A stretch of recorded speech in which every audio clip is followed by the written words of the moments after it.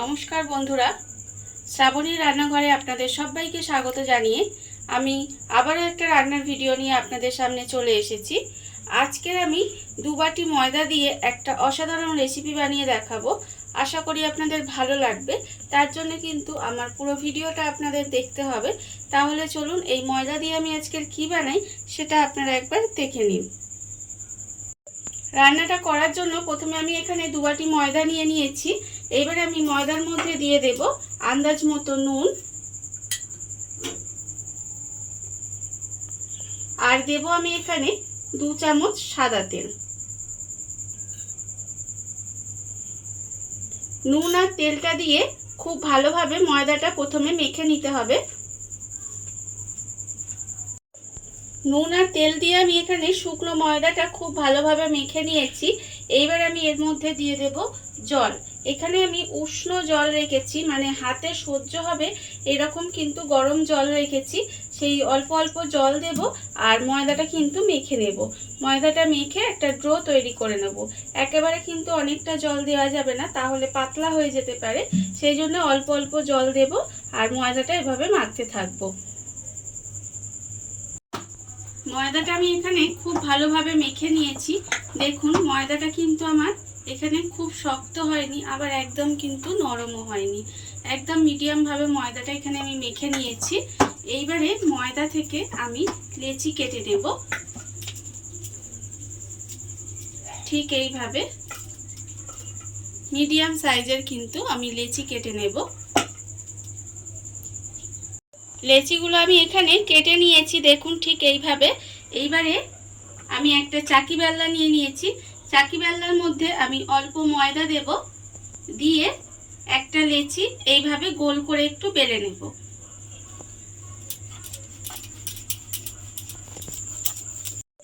ময়দার লেচিটা থেকে আমি এখানে রুটির মতো গোল করে বেলে নিয়েছি। এইবারে আমি এর মধ্যে দিয়ে দেব প্রথমে সাদা তেল। এখানে আমি প্রায় 1 চামচ আর অল্প সামান্য একটু সাদা তেল দিলাম। আর দেব আমি এর মধ্যে অল্প একটু ময়দা দিয়ে এবার এটাকে খুব ভালোভাবে রুটির মধ্যে একটু মাখিয়ে নেব। সাদা তেল আর ময়দাটা আমি এখানে খুব ভালোভাবে মাখিয়ে নিয়েছি। এবার আমি একটা ছুরি নিয়ে নিয়েছি। ছুরি দিয়ে ঠিক এইভাবে সরু সরু করে একটু কেটে নেব।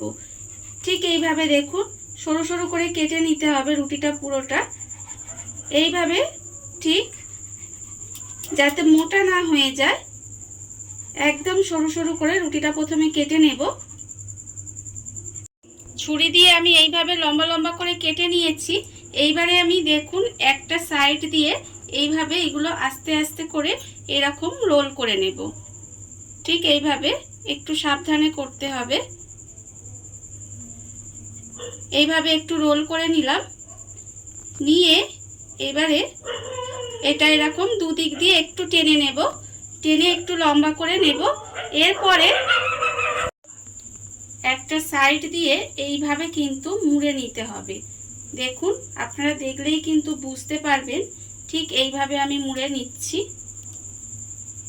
এইভাবে এদিক দিয়ে মুড়ে নিলাম। এবার এদিকটাও ঠিক একইভাবে মুড়ে নিতে হবে।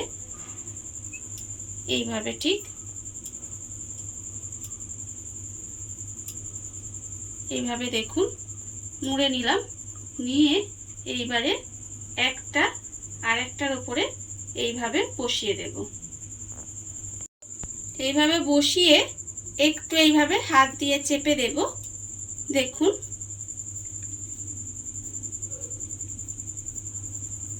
এইভাবে একটু চেপে দিলাম। দিয়ে এবারে এর উপরে অল্প সামান্য একটু ময়দা দিয়ে দেব। ময়দা দিয়ে এই বেলনিটা দিয়ে আলতো কালে এইভাবে একটু বেলে নেব।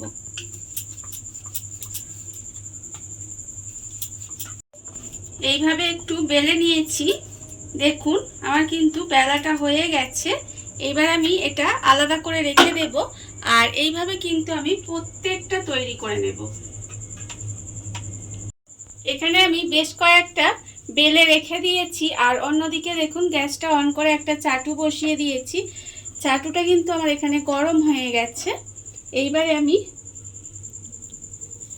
এই একটা তুলে নেব, নিয়ে এইভাবে চাটুর মধ্যে দিয়ে দেব, দিয়ে এপিটোপিট একটু সেঁকে নেব। এপিটোপিট আমি একটু সেঁকে নিয়েছি।